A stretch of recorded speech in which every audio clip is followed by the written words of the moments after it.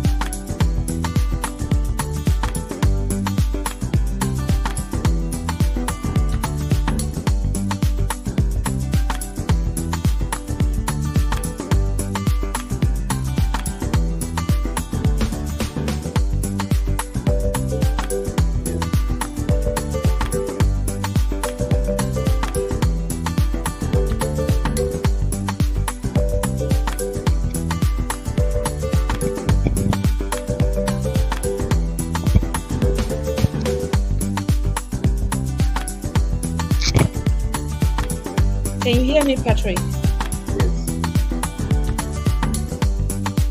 Okay. Can you hear me? Yes. Okay, but I still think the volume is so low. Let me see. True. Okay.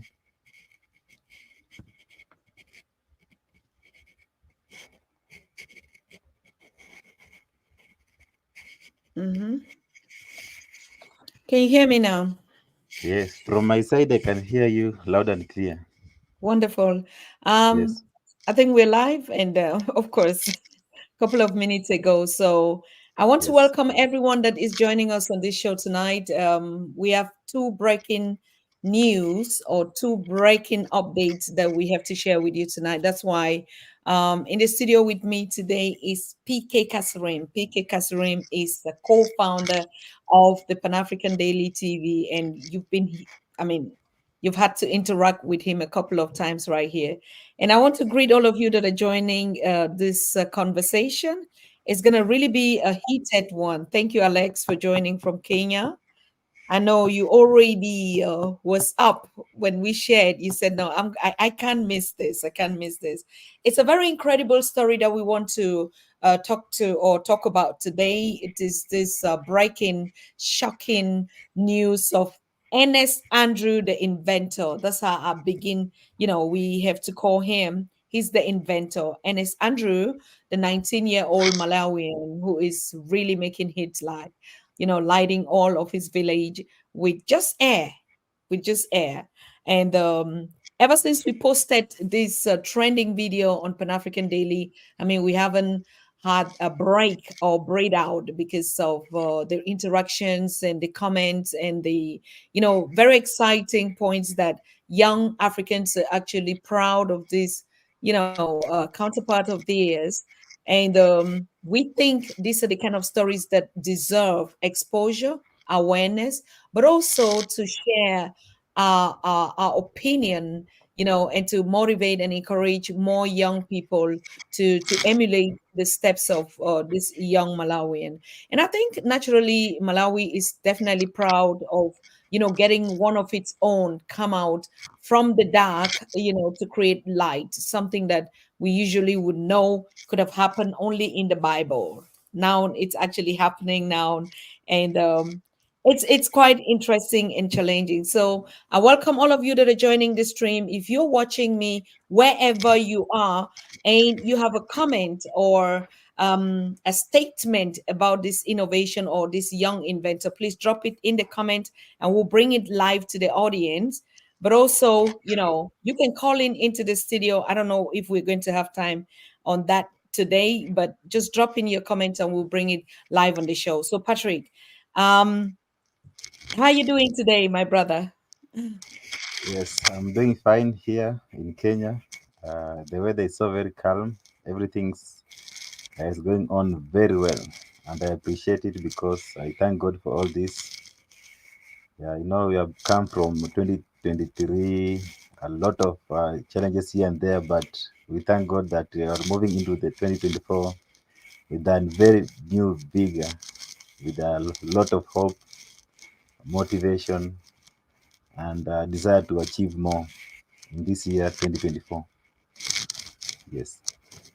Wonderful. That's in your action, PK. PK, you've been like the man on the ball for 90 minutes, right? Yes. I see your work. I appreciate you and the wonderful content that you're bringing out there. Even starting from Afcon, sorry, and you were Yes. putting a lot of information daily. So, I mean, before we wait the audience to settle in for us to talk about this beautiful story coming out from the beautiful land and country of Malawi. Patrick, can you just, tell us what's happening in the social media world on the continent, in the diaspora, things that have just been trending? I know we're still going to handle topic for topic, but apart from the good weather and the tough times, and then the big things that are coming, how feathering, what can you say has been happening in these first 2 months in the new year? Yes. Thank you very much. I can see Suleiman saying maybe I should raise my voice. I really need to raise my voice a lot here.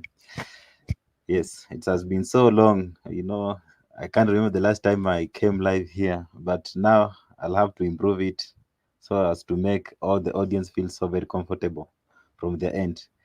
Yeah, since last month, we had a lot of activities, especially the AFCON. We really tried to showcase all the event, the tournaments. It was so very competitive, and so far, I think the AFCON has performed exemplary well as compared to even these European tournaments and even some events that really happened one week ago. So you see, more than 2 billion people watching AFCON. It was one of the most watched event in the world because of its kind of the excitement. Africans like the entertainment part of Yes. of what they are doing. So it was so very colorful, and we really learned a lot from that event. Especially the competition it was so a friendly kind of competition. It also tried to to prove that indeed Africa has a lot of potential. We can achieve it despite challenges here and there, but we have come from very far. So far, you can see the um, the the players performing very well. Players from this, they are called the underdogs from South Africa, from Zambia. You see, even from DR Congo. So these are some countries that we wouldn't even expect that they will go this far, but because of their determination, because of their struggle, you see, they even try to outshine the most, the top competitors like the Senegal and other teams.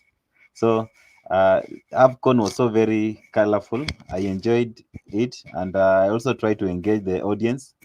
They were so very active. Whenever I try to tell them to predict, give their prediction, how I wish that we could even had that opportunity to reward them, giving them some rewards for uh, coming up with some correct score and everything. The audience, the Pan-African Daily TV audience are super active and so very engaging. So I appreciate it, and it was so very colorful.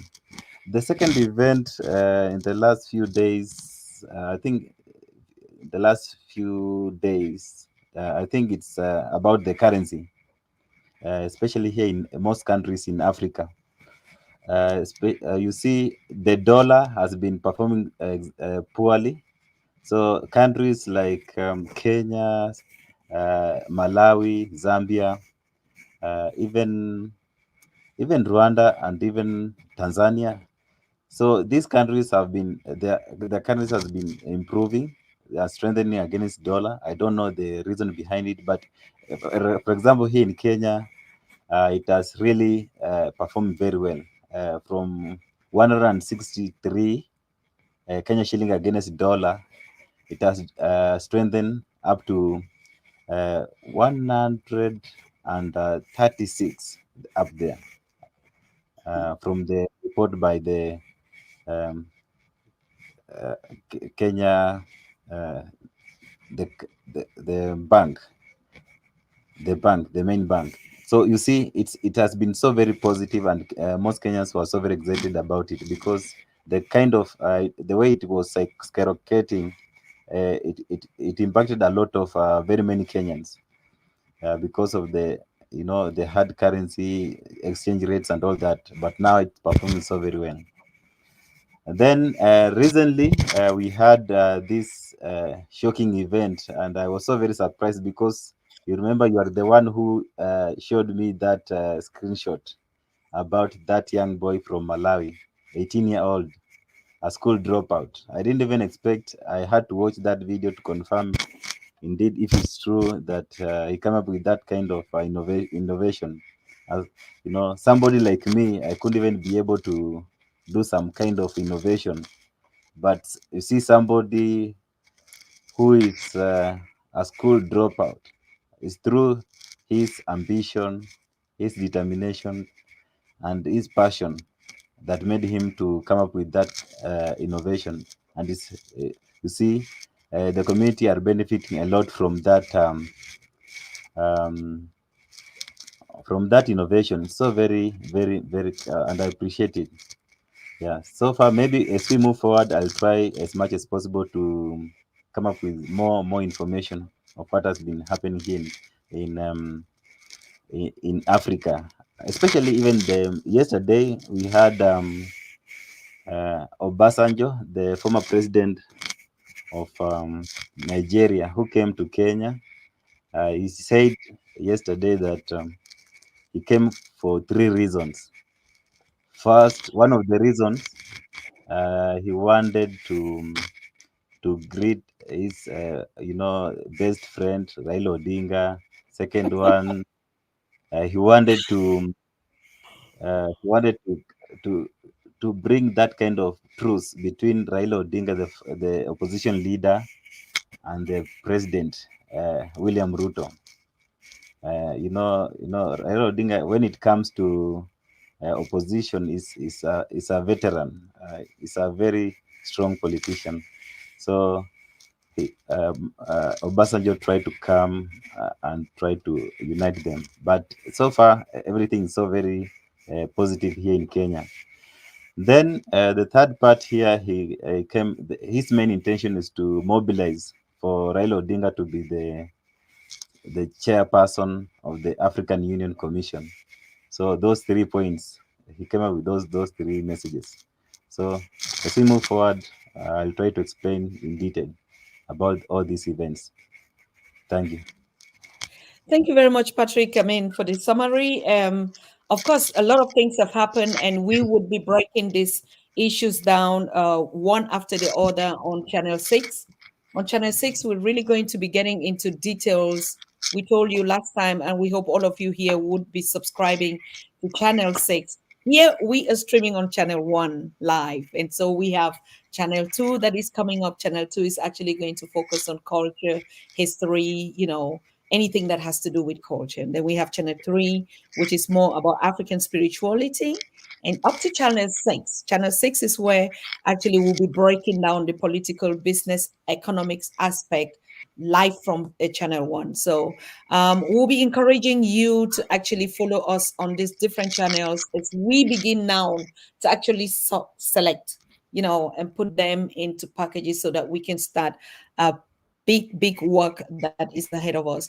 All right, a lot of people have been talking too much, and now we said getting into 2024 was the year of research. So we expect young people to research a lot. We want to listen to you, young people, for you to tell us actually what is it that you need from us. I think this question has been coming up a lot, but now we are seeing that the young people have got it. They got it. And they are actually busy doing it. Most of whom you wouldn't even see them on social media, like our young Alex, Andrew, Ernest from Malawi, a very quiet one. And if you look at him physically, Patrick, just seeing him physically, this is not somebody like you will pick out of the group. If you met, like most youth are busy on the continent, going from one seminar to the other. And you look at this character. I mean, we'll be playing the video shortly with you guys. So just give us some time. We want to break it down and get everyone that is asking us. They are on the way, they are joining. We don't want anybody to miss this part of the conversation. When you look at this character, body language, physically, what does it remind you of? Yeah, personally, the past I didn't expect him to have that kind of intelligence, because the kind of humility that he displayed, even when he speaks, uh, very humble, Mm, very respectful. You see, uh, and you see even the way he communicates. It clearly shows that he comes from a very poor background. Um, you see, but his knowledge is so very intense, is so very huge that even the poverty from his family couldn't even try to resist or to do all these other things. But he tried to make sure that he achieved his ambition, his passion, and his uh, determination to ensure that his community benefit a lot from his innovation.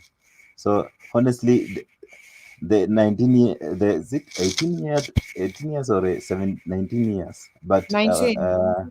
yes, 19, I think it's 19, because he dropped out of primary school in 2018. So you can Mm-hmm. imagine somebody dropping out of school because of school fees. Then he didn't give up. He decided to continue with his passion. Some of We have very many people who gave up with the life because of lack of fees and everything. But this guy, coming from a very poor background, he decided to use his skills, his innovation, to ensure that he achieved the desired goal, and even to ensure that his community benefit from his innovation. Yeah. Mm-hmm. Um, from some of the reactions that we find, particularly on Pan-African Daily TV Channel 1 Facebook page, Yes. Yes. I mean, people are actually, we see people even going into questioning the educational status quo, or Yes. trying to liken the fact that, it's not about having a PhD or having some kind of, qualities to be able to bring development and this kind of passion. Now, Yes. young people are actually really focusing on doing the work. If we look at it like from academics, like people, like if you don't go to school or you don't have a degree or you can do anything. And I remember sometimes when Professor Jumet told us here that the biggest problem of the African is the intellectual class of the Africans. Do you think innovations like this or inventions like this from what we call the illiterate class or the dropouts make sense? Like the more intelligent we are, the more we just busy talking sense. Yes. In fact, I would recommend that many Africans, instead of going through this kind of formal education, like having a degree, intense learning without practicality, I would recommend them to go through life hustle, trying to be more creative, like what's happening currently. The Generation Z are teaching us how to be creative. So instead of going back to class, sitting there, waiting for lectures, Then after school, after having that degree, then you want to seek for employment. So we really need to change that attitude. We need to change the attitude and become creators of employment rather than being employed. So the 19-year-old boy has taught us a lot. In fact, we really need to make sure that apart from education degree, we need do to become more proactive, to become more practical with what we are doing, to Mhm. experiment life, come up with the new ideas, physical ideas. Yeah, the idea of wearing suits, sitting in the office, I think that one should not even be part of our life. And even the education system that we inherited from colonizers. It taught us how to just sit and doing nothing. We just wait for those innovators from Europe, China, and all other places to make this innovation for us. Then we just sit there. We consume. So we became consumers instead of creators. So we really need to change our education system. uh, you can imagine this 18-year-old dropout or 19-year-old dropout come with this intense innovation, smart innovation that even surprised the experts. I saw the expert uh, shockingly explaining why it's so very impossible Mhm. for that young boy to come with that unique innovation. So it means that even education uh, cannot hinder somebody from achieving their goal. As long as they become so very committed, practice more, then with the focus, they can achieve everything. And even the boy, you really need a lot of support from the government and even from well wishers. I read the article, and I like the way from Malawi, the the Commission of Science and Technology. Uh, they really tried to help that young boy, even trying to accommodate him in research course and everything. So it means that they're so very serious with what he's doing, and that's something that we really need to learn from them, especially from Malawi. Wonderful. I think we'll just play the video shortly because we have the next topic, which would be the upcoming AU elections. Yeah, and I saw you throw some pronostics out there, very provocative, Patrick. I mean, come on, I don't know, Yes. even know how you do this, but the way you micromanage that question to put some selected head of state and ask young people or people to actually say what they think about who should be sitting right there after His Excellency Muhammad Faki would leave office, right? Who is the next person that is going to be sitting there? And it's so interesting, ladies and gentlemen, you that are watching us, it's really interesting to see what the young people are thinking about why the elders should be there or why the elders should not be. But before that, let's just take a look at the video of this young, intelligent genius. We call him Ernest Andrew, the inventor, right? That's going to be his name. Each time you hear us, remind ourselves that our inventor is right here. You know who we're talking about. And because right now, Pan African Daily TV is doing everything to have him live on the show,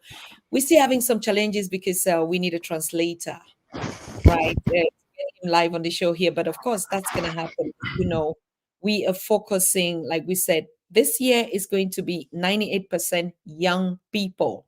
It's time for us to give up the banner. It's time for us to quit thinking that we're going to stay young. And sometimes it's as if we're afraid of the young people, to be honest. So it's time for us to actually, start leaving them to discover themselves. So please watch with me this invention. Inventor Ernest Andrews' innovation largely aims to save money villagers spend in buying torches and batteries to light their homes. After realizing that we were facing a lot of problems without using electricity, I thought of trying to make electricity. Now here we are. The 18-year-old secondary school dropout says his generator produces 1,000 volts of electricity. He has now connected 9 houses from a self-made transformer. This system generates electricity using air. To make a light bulb illuminate, I use power stored in bottles. I experiment with magnetic power to determine how much electricity I can produce. After that, I generate power based on the number of houses I want to supply.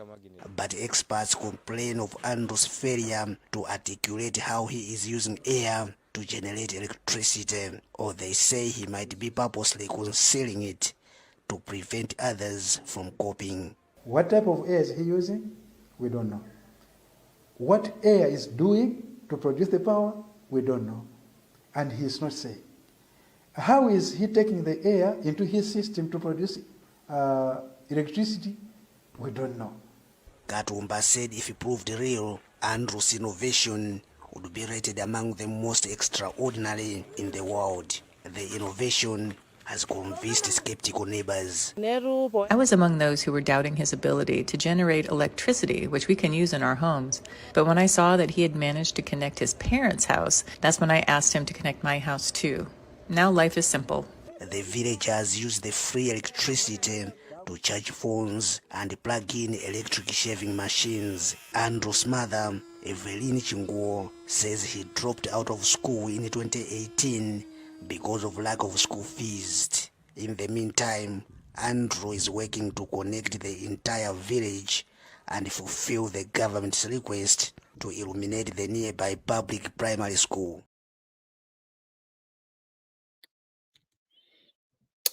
You got it? Yep. You saw it, you heard it with your own ears. I think our stream was just kicked out, Patrick, but he will be connecting with us anytime soon. So you see, this is a spirit that we're talking about, our young people. And you hear from the director of the engineering or power system of Malawi said, he doesn't say anything. I mean, they try to find out how he uses it or something like that.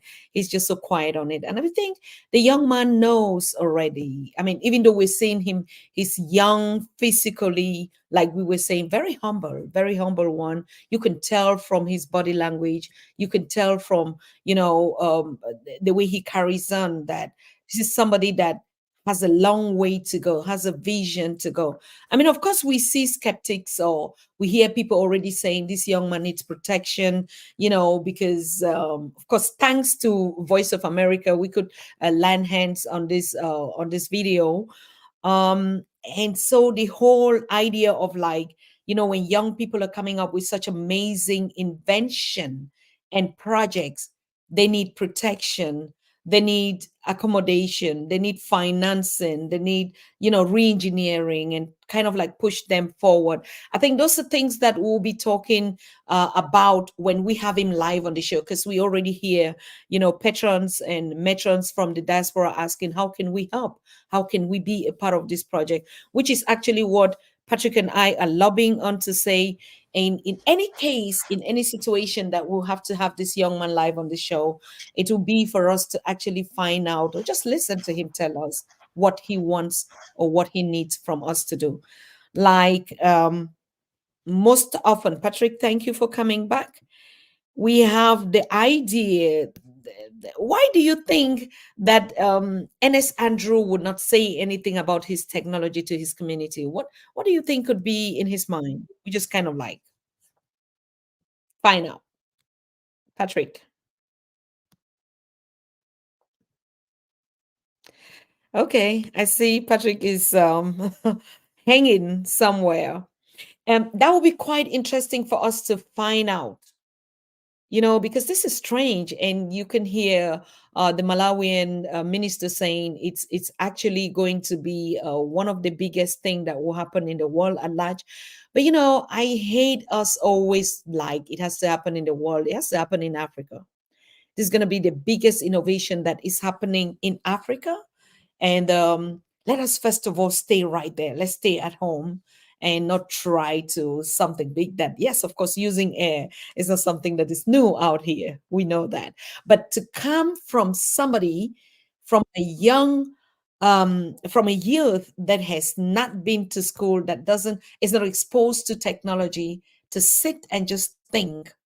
I mean, you can imagine if he was studying or going to school and just kind of like grab all the knowledge that has been, put into him, he wouldn't even have time to sit and think.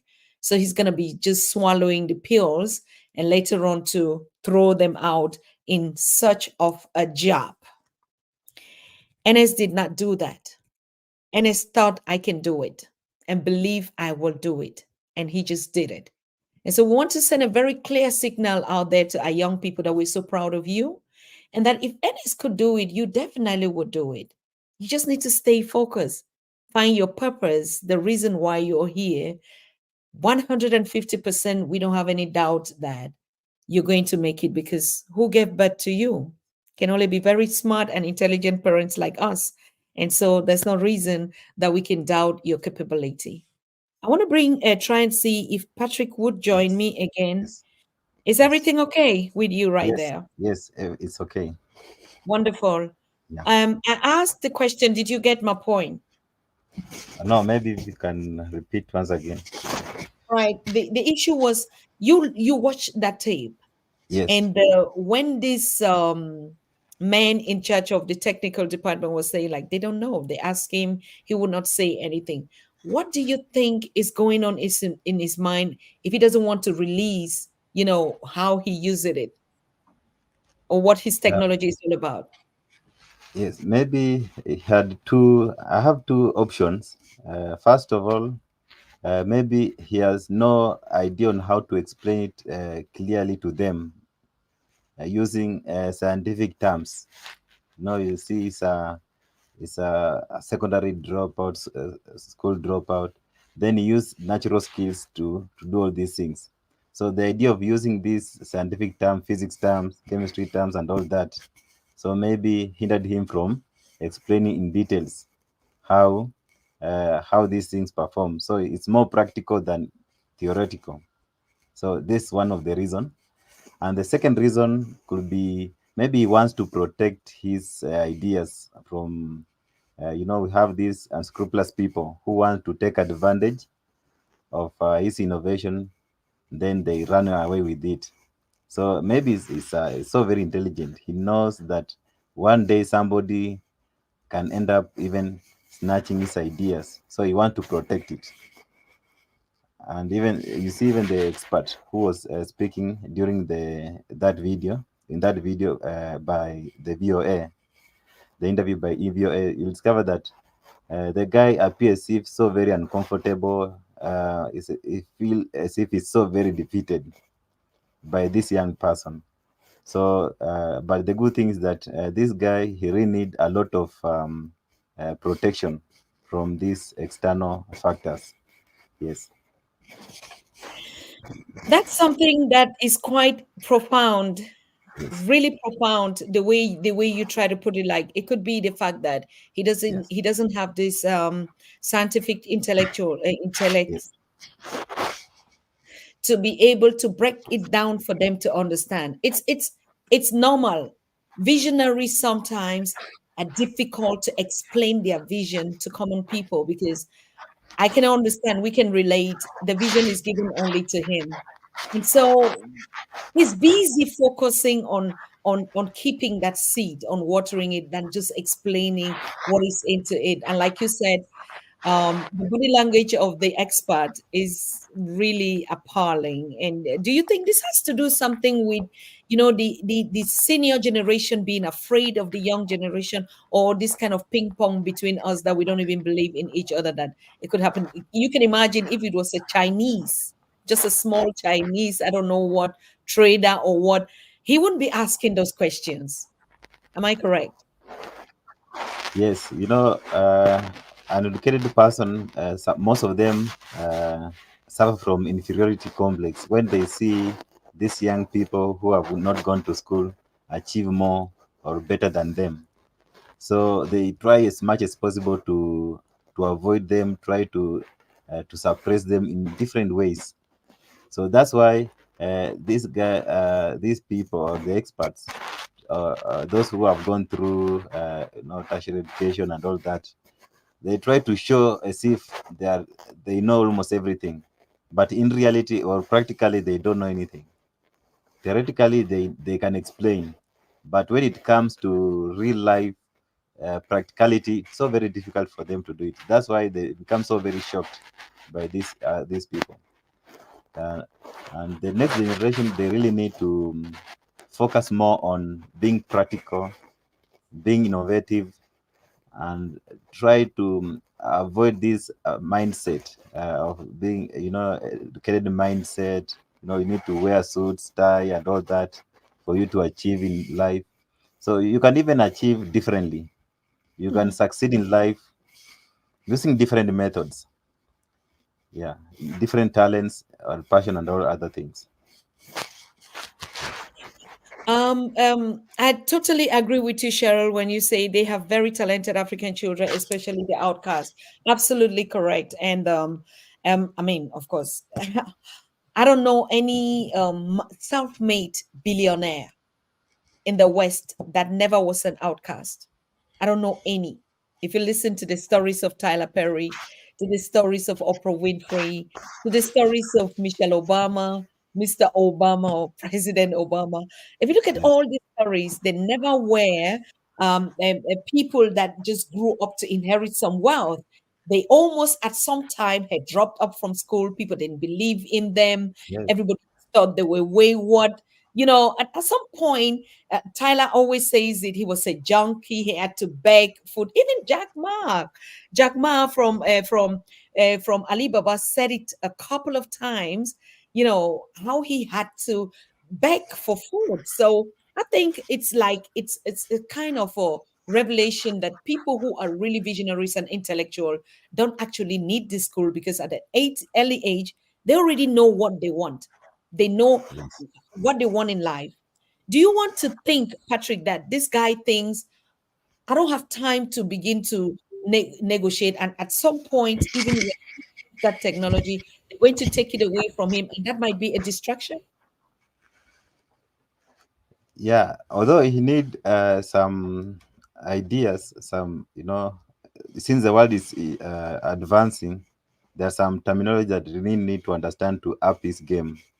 Mhm. So apart from his natural talent, ideas and everything, he need to accumulate some, you know, uh, ideas from other places. He should not be that so very rigid, because sometimes it might end up being overtaken by event, because the world is advancing so very fast. So by going back to this research institution, being incorporated, then learn more, he'll end up improving his innovation and all that.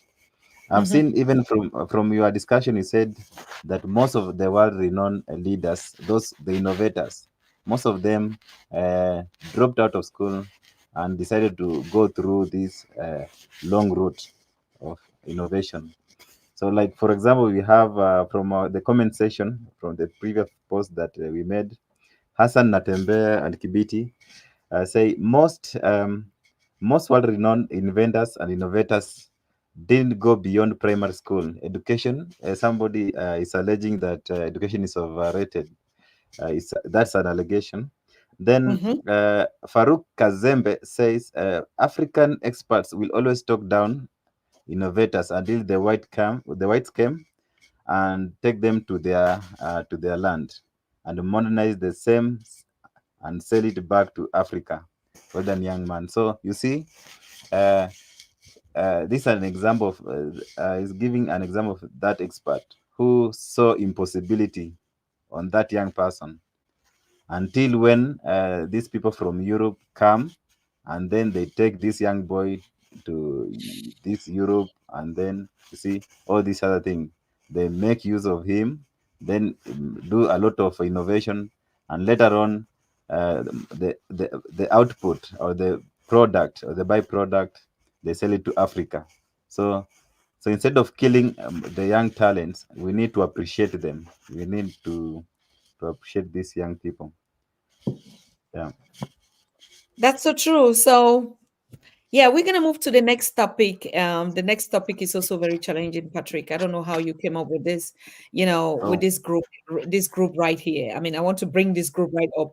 How did you come up? And I could hear Joshua screaming loud and like, what? Patrick, how did you come up with this? I mean, like you say, who do you think is going to be sitting, on the seat of Mohammed Excellency Faki, who is currently the Secretary General or at the African Union? Let's just say the President of the African Union. So you gave the option of whether the young people think Malema, Julius Malema, is fit to be at the AU.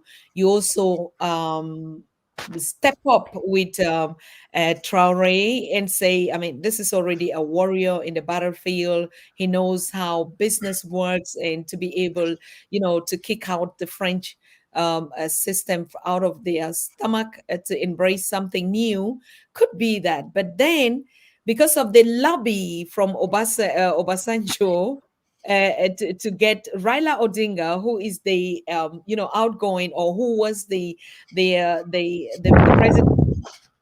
Ruto had to, overtake him into office, said he could be a statesman in the AU. And he even made some statements. I think you're going to come to that.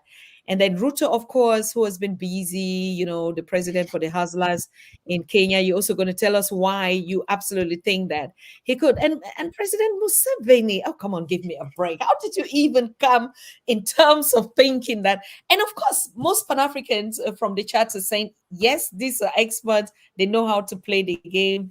They're the old ones. Paul Kagame, His Excellency of Rwanda, also is scoring a lot, even though young people are not actually really positive into saying, I mean, he was once there, so why would he be that? And then we find a fresh-seated professor from Kenya, Professor Pierre Lumumba, whom you step down actually as like, this could be a potential. And then, of course, the president of Malawi.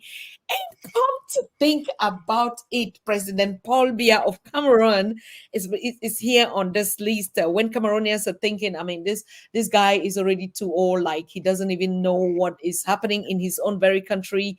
And but he's sitting on the list of those that you want the young people either to I don't know what that was, but that His Excellency Paul Biya should be as a candidate sitting on the AU. And then we have, of course, the outgoing president, Goodluck Jonathan, whom eventually should be a potential candidate. So the first question, while I take down this list, Patrick, was like, I mean, we have women that are speaking now. Why not Dr. Tatah there, for instance? What is the problem with you, Patrick Kasirim? Yes, this list was generated by the members of Pan-African Daily TV, the audience, not me. I really came up with this list. I asked them Sure. yesterday. I asked them the question. It was just a humble question, asking them if if there's any African leader they would recommend to be the chairperson of the African Union Commission, since Mahat will be retiring next year March. So the reason why I came up with that question is because of what the former Nigerian president Obasanjo said. He declared publicly. He traveled all the way from Nigeria, West African country, then he entered East Africa here in Nairobi yesterday. Then he met Raila Odinga, and they had a press release. It was so very deliberate, and he knew exactly what he's coming to do. And one of the reasons why he said he focused more with the East African region. He said that East African region has the potential, and this is their time for them to shine at the African Union Commission. From the although I explained it earlier about the 3 points, the 3 reasons why he came to Kenya. Yes. One of the reasons is to meet his long-term friend. They have been very friends. Raila has been traveling to Nigeria all back all these, they are very long-term friends. You can imagine Obasanjo, is it 7 year old, Raila Odinga 79-year-old. So these are great friends. So first of all, they met, they had that kind of friendly conversation. Mm-hmm. Then secondly, he wanted to pass that message of supporting Raila Odinga for that position because he felt that Mm-hmm. Raila Odinga deserved that docket. That's it. And for personally, I will recommend Raila Odinga for that because he's a Kenyan also, and he has been a member of African Union as a High Commission infrastructure since 2018 to 2022. Mm-hmm. That part, yeah. So he has been working there. He has all this experience, and also he has been the Prime Minister of Kenya. He has all these political support, the you know, all these other things that requires a leader. And then Obasanjo talked about unity. He talked about uniting Raila Odinga and President William Ruto. And he has been doing it for ever since we had these protests. No, last year we had a lot of protests. So all the successes, maybe we should give it to former Nigerian President Obasanjo. He has been so very supportive in terms of providing that unity. You see, in Kenya here now, we are so very relaxed. The only thing that we are grappling with is the economy and all that. So very tough and everything, but we believe that in future everything is going to be so very okay. Mm-hmm. So Obasanjo said that Raila Odinga deserved that seat. So he has been championing for him. He sent that message publicly, and after that meeting with Raila Odinga, he went and met uh, President William Ruto. They Mm-hmm. had that conversation. So it's a clear indication that President William Ruto will support the candidature of Raila Odinga to be the chairperson of the African Union. And this one has some implication here, even here in Kenya, because remember that Raila Odinga is the main opposition leader, and he has been in a political scene trying to be the president, campaigning to be the president of Kenya. So, in the event that he exists, the political atmosphere here in Kenya, so everything will change. So we'll have to endorse some of his allies, uh, like Kalonzo Musyoka and all other lead politicians to contest against President William Ruto. And you see, this kind of arrangement, I see it as a handshake. William Ruto supporting Raila Odinga to be the chairperson of African Union so that he could have free time to engage this small politician here in Kenya. So it means that in 2027, I don't know what will happen, but there's high likelihood that President William Ruto will find it so very easy for him to win the election, because if Raila Odinga achieve that target of becoming the chairperson of the African Union, and you see being the chairperson of African Union, the same as the being the president of Africa. Of course, it is. Yes, it Like is. the same, it is. It's They want like the Africa. president. Yes, Yes. Yes. it's a very lucrative position. So Raila will place himself as one of the dignitaries, African dignitaries, even worldwide and almost everywhere. So it's a very important position for him, and even for his supporters, and even for Kenya.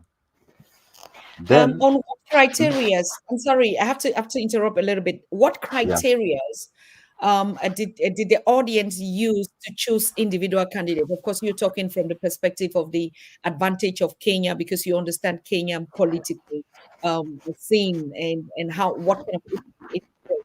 But if you look at the other candidates, on what were the criterias that they chose For instance, President Paul Biya of Cameroon. Yeah. Okay. Before I move to the poll that I made yesterday, I'm trying to Yes. explain why I came up with this poll, as because of the yesterday's announcement by former Nigerian President uh, Mm-hmm. Obasanjo.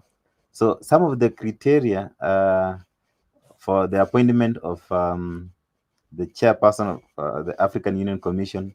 One, first of all, I think they are trying to repackage it so that it becomes so very people-centered. You know, Mm-hmm.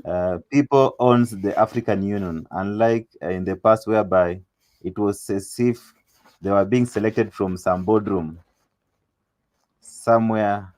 Then we have some people with some specific interest. Then they select an individual. But now they want it to appear more practical, more people-centered. People who elected these people, now they want these people to represent them as the higher office. So if you have somebody who understands what people really want, people at the bottom of the pyramid, so it will be so very important, easier for for Africans to feel the effect of the African Union. Unlike in Mm-hmm. the past, we had somebody who really don't understand what how people are suffering down there, because this is pure politics. So that's why uh, Obasanjo recommended Raila Odinga being a politician. Also, although that's not that very important, but having that experience, that knowledge of understanding African affairs, the challenges and all that. I think those are some of the issues. Then coming back to the question that you have asked, the criteria that I used to come up with this one. So I asked the audience, and I remember one of the audience told me or commented, uh, saying, "Why can't you just give us the the options? Why can't you just give us the options, because we can just select?" I had to remind him that I just wanted to gather some samples, come up with different names that can match the expectation of the people. So this it was purely statistics. Mm-hmm. So I gave them almost 12 hours, from 12 hours until today, very early in the morning, when I gathered a lot of information. So we had almost 30, more than 30 members there. People were selecting different people. So you see, like Malema appearing more than even 10 times. So I had to rearrange them in the order of their merit. So the Of number of yes. how people mention them and all that. So Mm-hmm. from the list, I saw, there are a lot of competition at the bottom, a lot of competition at the bottom than at the top. So at the top, we Mm-hmm. had the competition was between William Ruto and Raila Odinga, and even Malema and Traore. So there were a lot of competition. So you can see those two. Then at the bottom, we had even you can see Maponga was complaining about lack of ladies, women representative. Mm-hmm. But from the list, I wanted to take only 10, because there's no way you can pick almost every person. So That's so I had to true. be so very genuine with the results.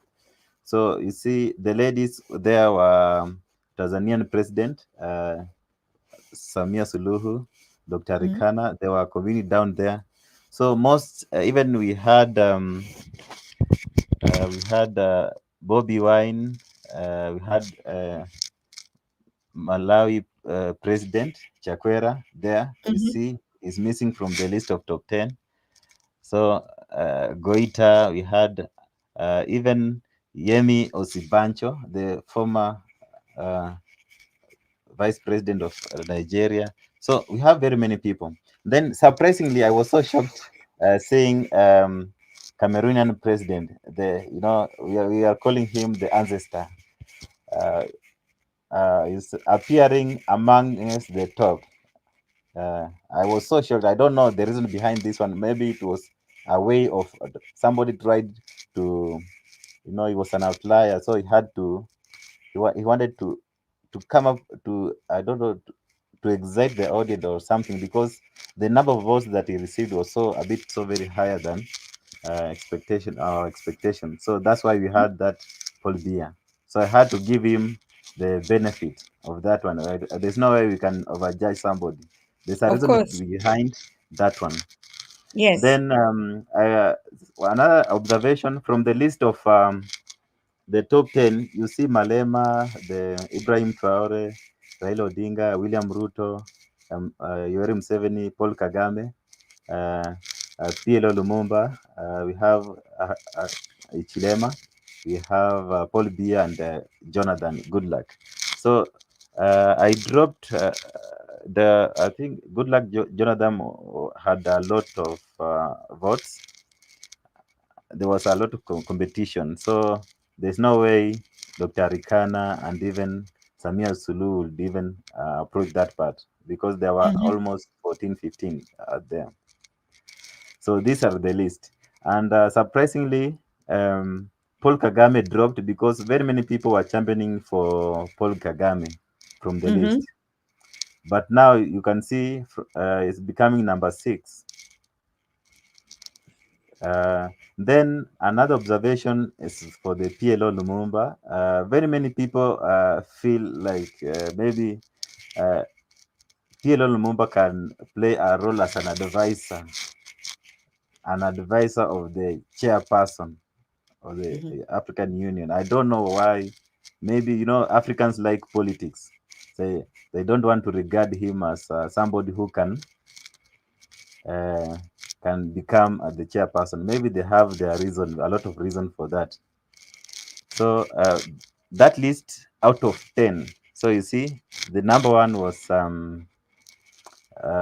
Malema, Julius Malema. Mhm. He's so very, every person know Malema. The second one is Ibrahim Traore. It's so very practical. So somebody, even from the comment section, said that if he could choose between Traore and PLO Lumumba, he would recommend Traore because it's a bit more practical. And then PLO is theoretical in some way. I don't know. Then we had Raila Odinga and William Ruto. So we had 3 people from Kenya. Uh, William Ruto, Raila Odinga. I don't know why they selected Raila Odinga. Maybe Raila is very popular in some way. Then we had Paul Kagame. Paul Kagame, I think from the list that I posted today, I'll go through because I've seen more than 400 comments. So I'll go and try to analyze and come up with a comprehensive uh, top 5, the list of top 5. So it means that we'll try to discard some members there. And people Mhm. should not even complain because that's the sample statistics. We take out of the general population from Africa, we select the best. So it's not, it's normal. We take from the sample space, from the samples. So that list is so, I believe that list is so very genuine. So I encourage very many members to go there and vote. Let's reach 1,000. Then we can make some conclusion. They may not be leaders, and I believe Africans should not even try to appoint politicians. They can even decide to select somebody who is not even popular. Because from the list you see, I've seen a lot of politicians because they are presidents, they are these African leaders. They can decide to come up with somebody else, like even the richest person in Africa, Aliko Dangote, some other person who is so very working very hard, but it's not popular. You see, Um, yeah. I think one thing that we are doing this exercise, it's very important for the audience to understand why this exercise is very necessary, because Normally, we've never done an exercise like this in where, political opinions of the people are sorted after, who do they think would be sitting at the top. So even us starting to do this kind of survey before that time means that at some point Pan-African Daily would be able to have actually come up with a list of the people that want us that we want, or the young people want to sit at the AU or some strategic positions on the parliament. And I bet you when we come out with that list and we put them out there, they're gonna be voted. Because it's a kind of like we say our young people or Africans themselves, they shy away from politics, but we sit behind and we talk about the things that are not working. So probably if we actually vote and be in the process of being the ones also that will make that decision, it will be easy for us to stand behind them or to work with them to say, okay, this is who we want to represent us. And so we'll give them all the resources and the attention that we need. So it's a very important exercise. I mean, we're still going to come out probably also with a list of candidates of just females or women or Yes. ladies that we know that have actually been championing. I mean, we have a lot of them sitting. If we look at Professor Dr. Ngozi Yes. Okoji sitting at the WTO, why not? He can sit at the Yes. African Union. If he's championing the whole world trade and has been on IMF and has been on the Rockefellers and stuff like that, this is somebody that knows what business in the world is. And then sitting at the African Union. So I think, like you said, it's more of political, but what I want us to do next step is to examine the constitution under which leaders are elected. Must they have become, must they have served a country? Because you see, these are the member states that are sitting down to vote. But the African people don't know about that constitution. How is it actually? Who is chosen and why? And what is the lobby that is going behind? Because Pan African Daily TV Channel 6, we're really going to get political involved to make sure that the young people get their rights. They know who they want to represent them and why do they want them to represent them. And so we could be able to get engaged in this kind of narrative. Right now, we're shying away too much. The young people don't really know, they don't know their rights, they don't know the constitution, they don't know who the candidates are. And then this idea of, oh, because he comes from Malawi or because he's Raila and Odinga, and then the West Nigerian come in and say, oh, he's been friends. That's not criterion to vote a leader. We want to see facts and statistics and what changes they've been able to do to their own people. They say, if you can't fix your own house, you can't even fix your neighbors. So when we start by looking at these presidents and judging them from their homeland economies, it is very simple that they could, bring that kind of a spirit to rule the entire continent. And one thing that you said that we would also be studying here, which is very, very important, is the aspect of understanding that this position is actually the kind of one leadership that we're asking for from Africa. But we still just don't get it when we say, oh, we want one president, we want one currency, we want one passport, we want this. You already would see that the person automatically that will sit on that position is the president of Africa, negotiating business on behalf of the 54 African countries. And if this person, this individual is tribalistic, oh, come on, give me a break. We don't even think about that. All right. So, but if you look at the character Lema, to be honest with you, I was so impressed, and we're going to analyze that speech here, the speech that he did in Ghana in the early this year. It already could show you that this is already somebody who has that vision of being the African president, going to negotiate, going to, bring similarities, being in Ghana, trying to put Kwame Nkrumah ideologies and really praising Ghana for him actually to have been the main reason why South Africa had to defeat or had to get the courage to be able to fight apartheid. And so, trying to relate even up to the extent of music, he put Amapiano. You can imagine the mixture between Amapiano and this Ghanaian hit Afrobeat and stuff like that. So, a leader that is already seeing a collective Africa should be some of those characteristics that we look at. a young leader that is ready, is not just talking. A lot of all these characteristics that we're seeing in them is more of the talking type. So I think that's the next exercise. Do you think that's possible?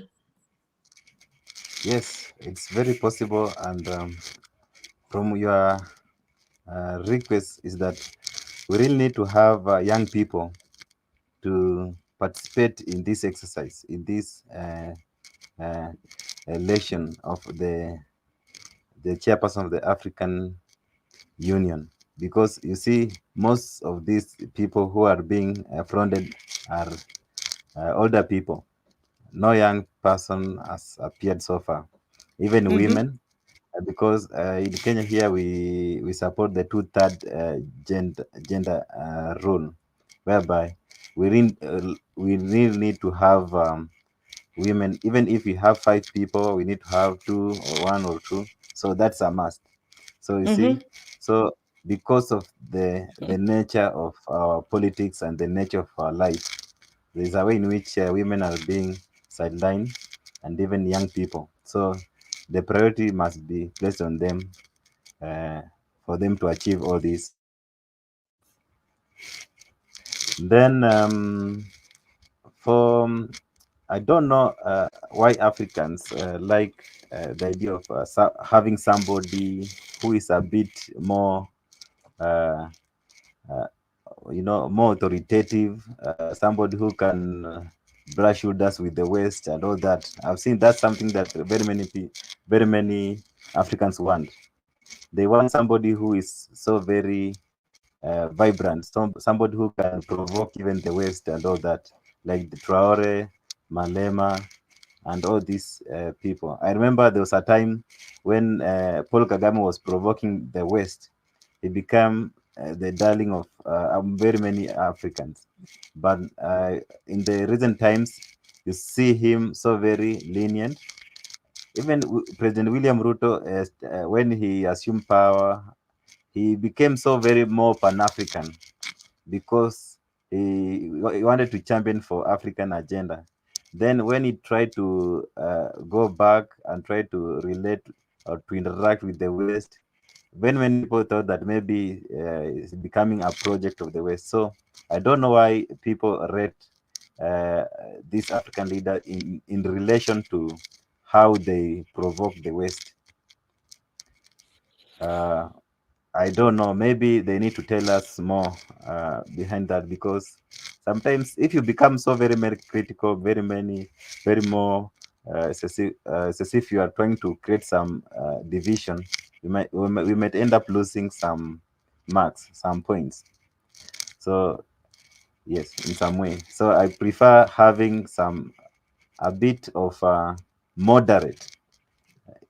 We can have somebody like Malema as the chairperson, then somebody like PLO, or somebody who is a bit more who understand the dynamics of the West and all other, so that they can exploit them. Because if you have somebody who is so very oppositive, or creating some kind of opposition, we might end up losing a lot from the West.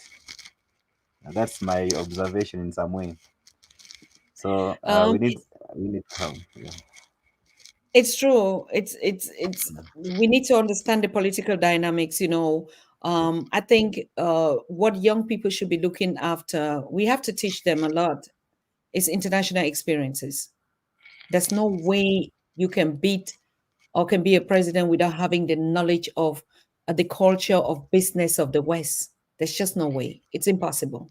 And that's why we keep negotiating at a loss, because we negotiate from an African point of view, but not from a global perspective. I mean, Professor Pielo can be the best speaker on the continent, but if he has no idea how international business and politics and the dynamics that are behind it, he would sit there and we'll get the same problem like any other person. So I think the young people need to understand the culture of the world, the business culture of the world, because they actually just bring in everything. They're globalizing everything now. They're saying the world is becoming one village. Even apart from that, That's why we still go back to our history. You still see people that they are really staunch believers of the fact that our ancestors sold them into slavery.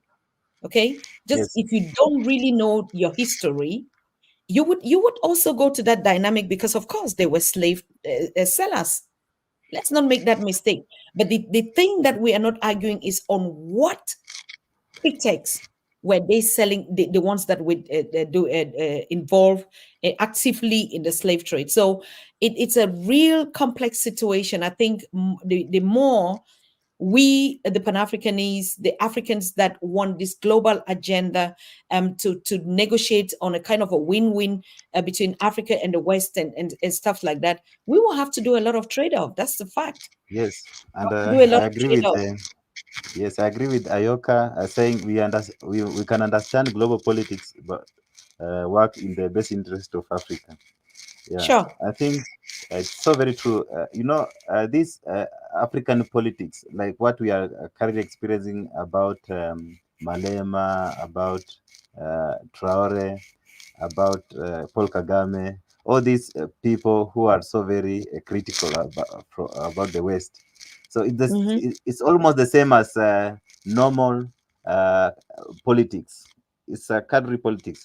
You see a politician when they are campaigning, and that's something that I've witnessed almost for 3 terms, almost twice, that I've with this kind of political campaigns. You see a politician trying to entice the masses, telling them that this is what I'll be doing. I'll do this, this, and this one. But in reality, it's just a way of enticing the masses so that they can vote for them. But Mm, after that, they go to office, then they do exactly the opposite, because there's mm, no way they can do away with what they promised. So that's almost the same as even what Malema, although I support him, but you can't just be so very critical, because even if you become very critical and when you assume power, you discover that you really need these people who you are criticizing. And in the long run, your people will feel so very disappointed, because in the first place, you planted that seed of discord, that seed of negativity. Then when you assume power, then you become the friends of their enemies. So that's when they start even protesting, saying, what are you doing, because you taught us this way. So the best thing is to try to make the masses understand that there's that kind of correlation. In as much as we must have that best interest, African interest, then we must also try to have that idea of trying to exploit other avenues from the other places. Yes. yes, absolute. I think we'll be rounding up because I mean we just had these 2 points to touch on today to keep us on the reality. Tomorrow I want to really humbly announce the fact that we'll be having Professor James Small live here with us. He actually confirmed. And on Sunday, I mean this is going to be a busy weekend. Wow. On Sunday we have a young king from the Zulu kingdom that is actually fighting on the land issue in South Africa, and still say the fight is not over. So, we have the political ones like the Malemas that are in the public, but we also have, real fighters in the back that are doing everything to say the land belongs to South Africans, or African lands belong to Africans. And we would be having him live on the show, live from Cape Town on the so we have a busy weekend, but reaching out, I think we had some feedback also. Maponga is still in the Jamaica, feathering very well. And when he comes back, we'll definitely be keeping in touch to find out what are the new prospects that we are trying, this relationship connecting the diaspora to the continent, particularly the Caribbean. We already heard last time when he was live on Sunday, when he talked about The major problem is the issue of border migration, visa issues, and also the impossibility to have an airline that actually leaves Africa direct.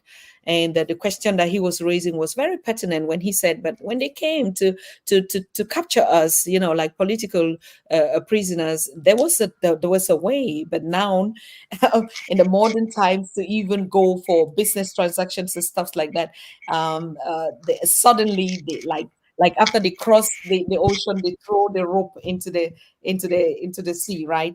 So these are all reflections that we'll be working on Pan-African Daily. Do you think there's something that you anticipate will be coming up again regarding, I don't know, whatever? Yes, especially in terms of subscription. Maybe we are trying to come up with some great ideas, some great renovation, some trying to repackage the Pan-African Daily TV. So we encourage members to subscribe to these other channels. So we want to pack them in such a manner that it can suit them in their different setup. So Mm-hmm. we'll be coming up with different topics. So if you are so very interested with in terms of, for example, the African affairs, the world affairs, and all that, we'll have that package for you. Then if there's that package that you like, for example, if you are so very more religious or spiritual, then we'll provide you with this information, this content. Then all about entertainment, all about culture, uh, and agribusiness and all that. So we're trying to do all these things. And then those people from the lovers of TikTok will be having this conversation exactly the way it appears now on TikTok. So you won't even have to switch to YouTube or Facebook. So if you want to remain on TikTok, you can get this exact conversation on TikTok, because we want to exploit we want to ensure that even we reach out to those people at the bottom of the pyramid, the young people. So please follow Pan-African Daily TV on TikTok. It's there. Follow Pan-African Daily TV on YouTube. We have at least 5 channels. So we'll be coming up with those channels. So please follow. Then on Facebook, it's performing also very well. Then as we move forward, please, even on Twitter, we'll try to explore even more. So please participate. And the more we participate, we share ideas from your respective countries. And that's how we build the Africa that we want. Thank you very much, Patrick. That was very, very, straight to the point, even though we still have to break it in details for the audience to understand. I was just reading a message that came from one of our sisters saying that it is very, YouTube is becoming so malicious, just like any other platforms that we don't create. And he said Africans are actually relocating a lot. And we know it from our own experiences. And that's why we're coming up actually with different channels, like backup channels as well, but also channels that would actually address particular topic to a particular audience that is actually interested. So I just posted channel 6. I want to thank those that have already subscribed on that channel. It is slow as compared to who we are. I know at some point in time, we also slept off, not sleeping off, but we are behind the scenes and actually working to make sure that we get the 6 channels on the run on at the same time operating, because we have to, just like we said in the beginning, we have to actually, if there's a one Malema, we have to produce 10,000s of them. If there's a one PLO, we have to produce 10,000s of them.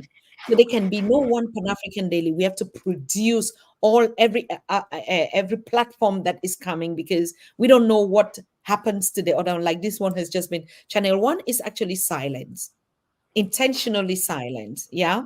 And so you see the torment, the vibe that we have here, we have to push hard to get it and to make sure that it works, but we can't do any support here.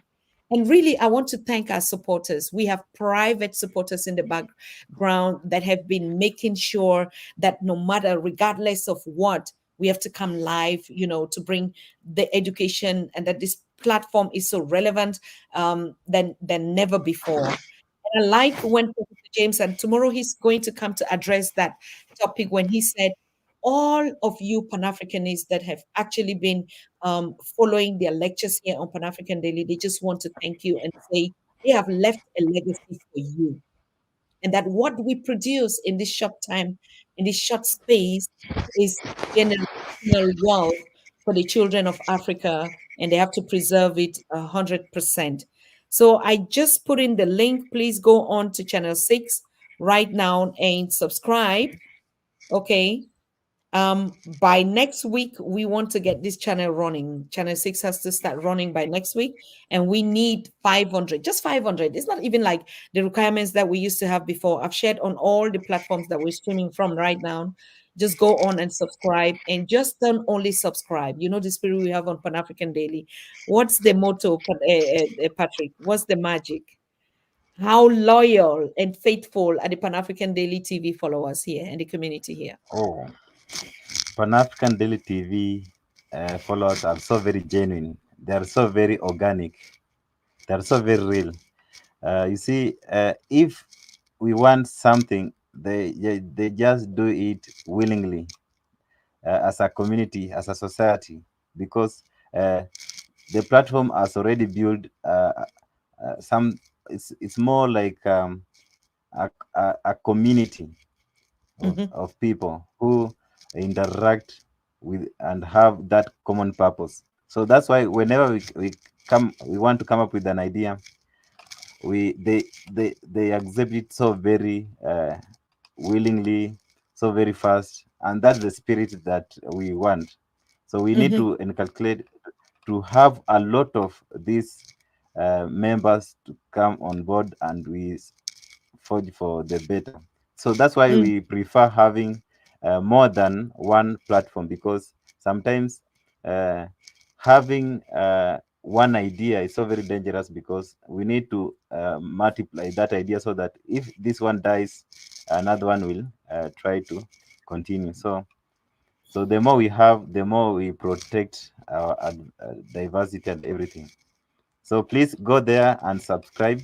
If you can subscribe now and even share with your friends and friends of your friends, then we'll create a lot of, we'll accommodate a lot of people with diverse culture, understanding, and even ideas. So it's the best that you can do now.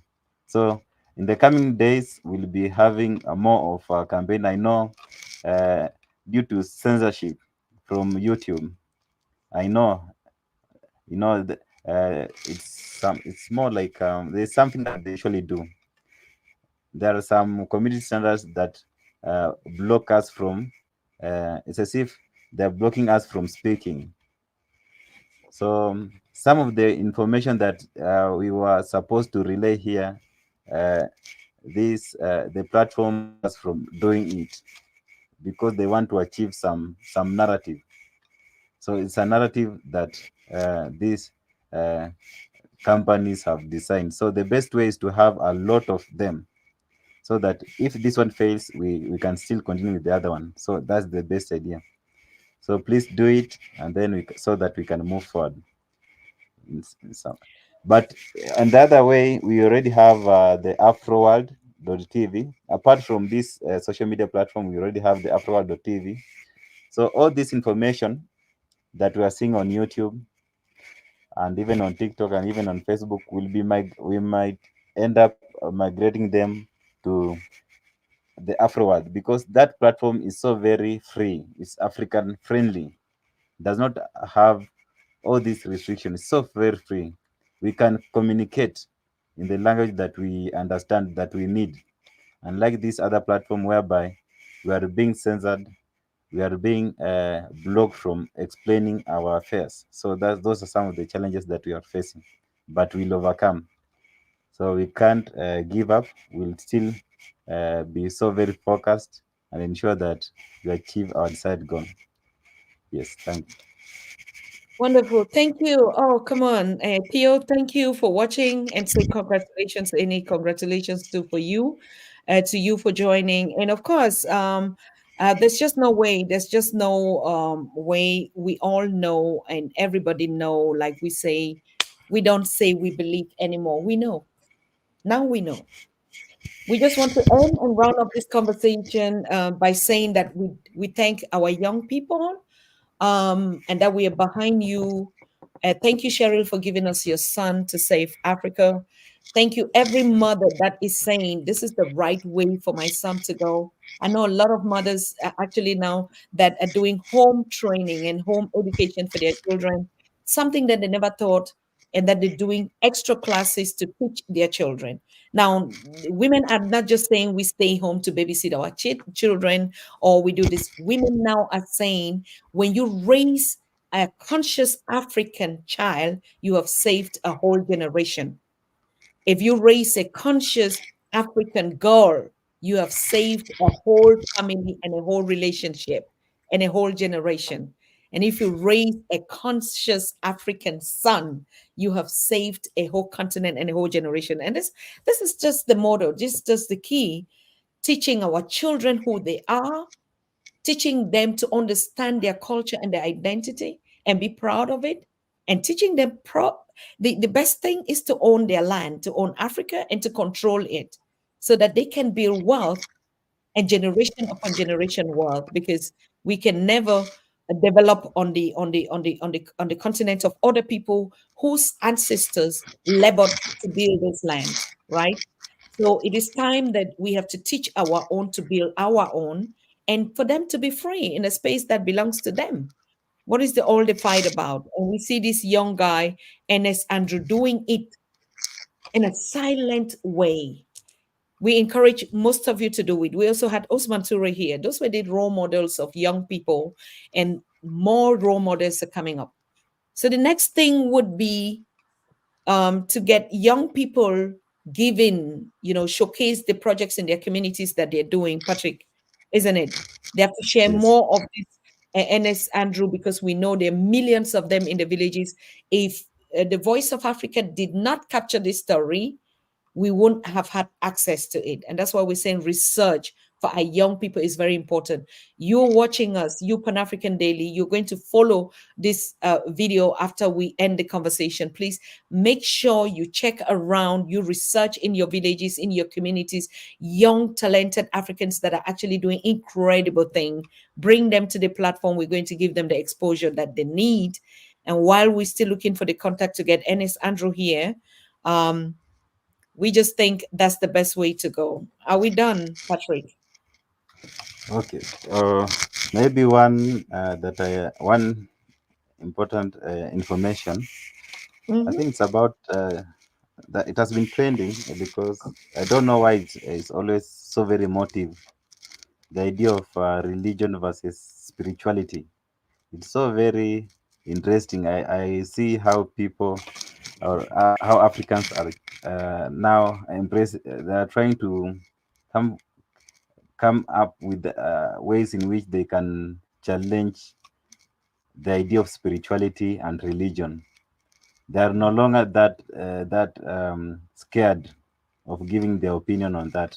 So, like today, I posted about there's this Kenyan writer or publisher who came up with a is it a claim or an observation from the Bible saying about having God and Satan and all that. So I saw a lot of people trying to engage on that because sometimes when many people are questioning all these religious beliefs and then the idea of embracing African spirituality and all that, maybe Maponga and other will come out and explain in detail about that part.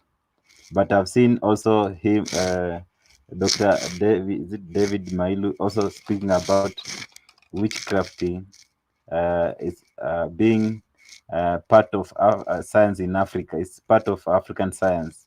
It's not even evil. So maybe if in future we can get him, this 84-year-old guy, if he can come to the show and explain to us how these things work. Sometimes people can explain, and maybe some of these ideas can change even some narrative that have been fed from the beginning. So having Maponga, having these leaders who champion for maybe emancipation of uh, African having that kind of African spirituality, or uh, freedom from religious, some Western form of religion and all that. So we need to have that kind of conversation, because the decolonization that we have been having was more about political, was more political. So what if we try to decolonize some other things like religion, even education and all that? So I think we'll have a lot of guests like Professor James Moore coming here to teach. So Pan-African Daily TV is more of a university. It's a library of information.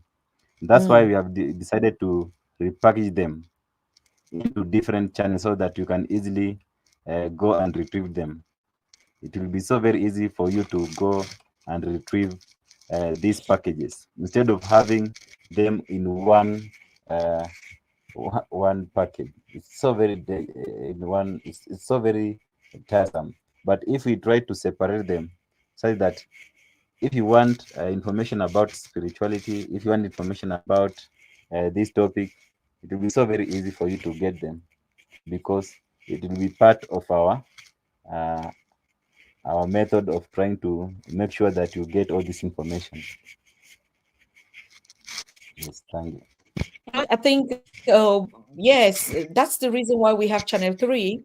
Channel 3 is actually going to answer a lot of questions on religion, spirituality, what is African spirituality, what is the difference, and all this. I mean, to give a clearer meaning and also have perspective on that. But of course, I do agree that um, it's not the model that I saw, and we're going to also have that spiritual guardian and leader. I've never seen that model in my life, and I think that's the model that Africa needs, and it's not abusive. Sometimes when we get into religion and Christianity, there's a lot of biting. There's a lot of these people who just wake up from something that you've been given that you thought was a lie or not, or half truth and not half lies. But we also do know that Africa, after being through all this, people have enjoyed that freedom of understanding what love is in another perspective, in a religious perspective. So I think what we are trying to come out with the channel of the African spirituality is not to fight a religion. It's not a religious war. It is a matter of trying to for Africans to understand their own reality, but of course, then have the choice to belong to wherever you want to belong to. But this idea of always having the idea as if no, we must not exist like this. We've been existing in it all this while.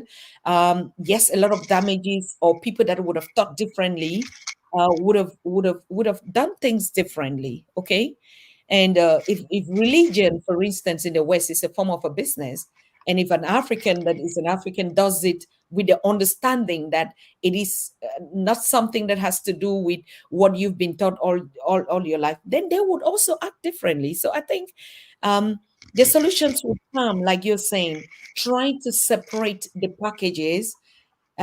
We mix a lot of things on channel one. Of course, that's the mother channel.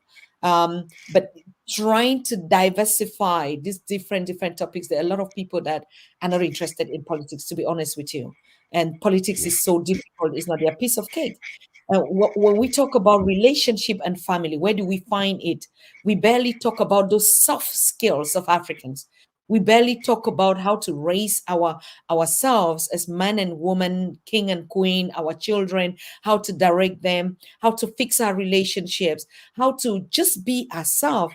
We hardly talk about them because on channel one, the channel one is just like the general house where we throw everything. But you see, when we start packaging through the other channels, you just see that a lot of things would be solved through that way. So I really thank you for bringing that up, because spirituality has been one of the things. I mean, we see Africans of Facebook now, most of them, yeah, of course. So I think, like Professor James said, the young people are awoke now. We do know. But what is the next step? The next step is to give them guardians. That's our responsibility as the seniors or the elders, to give them guardians. Okay. Yes. We can't just leave them to run around thinking whatever thing. There are a lot of theories out there. They need guardians, and so for them to get that knowledge is what they actually need. So I think I want to thank you so very much, because yeah, it's okay. I like what Cheryl is saying. Why even talk about Christianity? I don't understand it. The same principles found in the Bible, found in the goal is faith led by. Anyway, Cheryl, that's what you know. But let's give other people the chance that disagree with this. So knowledge is not a monopoly. People have to know. They have a right to know. That's why the confusion is. The confusion is just because people think some people must believe something that is existing according to their perspective. In African spiritualities, Africans believe that no, it has to be like this, but the world is global. How do we do business with keeping our own religion, institutions, and our backgrounds and our cultures? Nobody wants to give up. And I think it's the right for people who want to know to have access to that, just like people who want to know how to do business, people who want to know how to do whatever thing is the right for those people. When we have teachers, there's no better way that we can do better. So I think I love that idea, and we're gonna exactly go on it like that. Okay.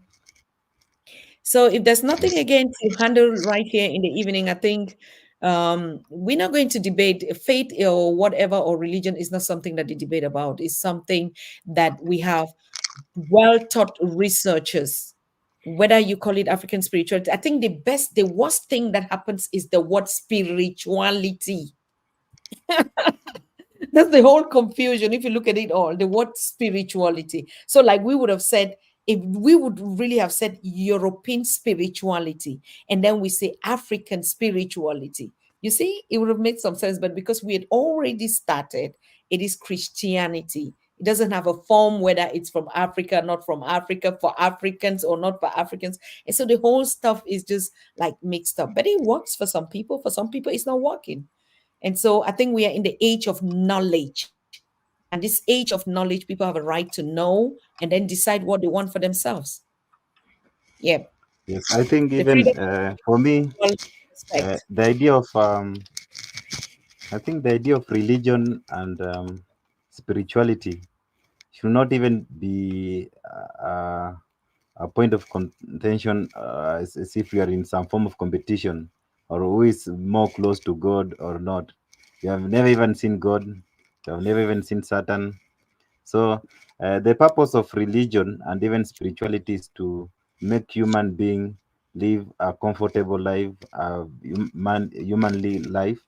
If you can interact with your fellow human being in a comfortable environment, in a humanly way, you don't even need to go to church. You don't even need to go to all these other institutions, or you don't even need to criticize other religion or other faith and other things. So your faith is your character. Your faith is how you treat. Your religion is how you treat other people. So that's why religion and even this other spirituality was created to make human being behave normally, not to commit sin, not to commit all these kind of weird things that's happening in this world. So maybe the purpose is a matrix. It's a matrix that make people live in some form of direction. But nowadays, it has really changed. Most of this religion and even some other forms dictate the way we live. You can see even like the Catholics coming up with this idea of LGBTQ and other things. They're trying to force some other vices and other things. Then we have another religion that promote violence, another all these other things. So if we have that kind of religion, we can even, the best thing here is to avoid them. You just believe in yourself, believe in your inner self, your God is your parent, and even those people who are close to you. Yeah. The more you live that way positively, that's your belief, that's your religion. But the idea of competition is so very dangerous. Yeah. Then lastly, maybe if before I know the issue of religion and spiritual is so very emotive in some way, because people want to compete to go to heaven or hell. But uh, the best thing is to let's explore this earth, because if nobody has ever gone to heaven and told us that how it looked like. So if I die today, maybe I don't know what will happen. So let's explore this world. Let's make it so very peaceful, make it so very nice. I don't have even to go and criticize other religion and other faiths and other things. Yeah, I think that's my idea. Maybe if you can sum up that way. It is okay. Thank you very much, Patrick. I think what I understand, and like that's what I said. We need a spiritual guardian, and we have one. And on the African Spirituality Channel, there's going to be a lot of discovery. I can guarantee you. I myself, I used to think that we were already on it, but until I met this assemble, and they are the Bantus in the different parts. That's when I begin to understand. When we talk about spirituality, it's just our way of life. Simple. What we The believe culture. in. That's our belief. Yeah. Actually, African spirituality is our culture. How do we do this ceremoniously? How do we dance? It's a ritual. Just like the church, they have their rituals. Okay. But that body of people that believe and have certain codes and certain things that they do at certain times, right? We talked about the 12 clock, alarm clock. Those are rituals. And in African spirituality or in the African way, we used to have things that happen like that, but we left it and we gave it up. So it's fair. This can be no one religion. That's why the world also doesn't have one religion. If Christianity or Buddhism or Islam or whatever was unique, there would have been just one. So Africans, they have a right to redefine and say, what is our own? Why should, because any of this, they don't find themselves representing in any way. So if it started with them, what is it that we want to start with? What does that God means to an African? What does God means to us in the when we grew up in the village, to our parents, to ancestors? How do they perceive God? I think that's what Africans are trying. Now they are awakened. It's just like we never talked about slavery. We had never talked about our siblings in in the Americas. That was never a topic till after COVID. So it's also those kind of questions that would come up. And I think there is no way that we have to shun down everybody. It's just a way now for us to actually sit and look into all these things. I think the more we have teachers that are giving clarity, light, the more we understand, the more peaceful we can be. But trying to begin to, and I don't know why Christians are always offended when this topic comes up. That's just one thing. I mean, people who want to know, give them the chance to know why you're offended. It's like everybody has to know. Everybody doesn't have to. This is the age of knowledge. People have a right. You see, even the more religious things, they're coming up with wayward way of life, how people have to live their life. And they call it, it's a freedom of something. So Africans have the right to say, "Mm-mm, we don't think this is right. We can define our own way too." And that's their religion. So I don't have any opinion that is contrary to it. Okay. Me, I don't stereotype any person. You want to stay a Muslim, you want to stay a Catholic, you want to stay a traditionalist, you want to stay a Buddhist, you want to stay whatever thing you want to be. In as much as you just give peace and you're happy with your life and you're comfortable with it, fine. That's it. And I'm also not for people who say no, others should not exist. They should go by their own way. No, everybody's free to do what they want to do, isn't it? Yes. Yep. Good. So I want to thank all of us. If we don't have any questions coming out from the chat, I really want to thank you for engaging and for us for engaging. Please go and subscribe to this channel 6, and we'll be coming up with the other channels. Two is this one is one. Two, we have it, like I said, is for music, arts, culture, and that. And spirituality is 3. And then we have, family, business, of course. Agribusiness is going to be the biggest challenging topic that we're going to be having here. Teach our people about money and how to actually, go back to getting what the earth can give and create businesses out of it. So I think if we don't have anything to talk about again, I just want to wish you all a very good night. Patrick, do you want to round up? No. I forgot something. Maybe if you can talk about what's happening about the current situation that's happening between Palestine, Israel, South Africa, US. I think that issue has been trending in the recent days. You see, like what's happening with the South Africa. South Africa have been so very close with the Palestine because the Palestinians helped them during the struggle for independence, even when they were going through this apartheid. Now you see Israel. I don't know YouTube. YouTube was so very. I don't know this kind of.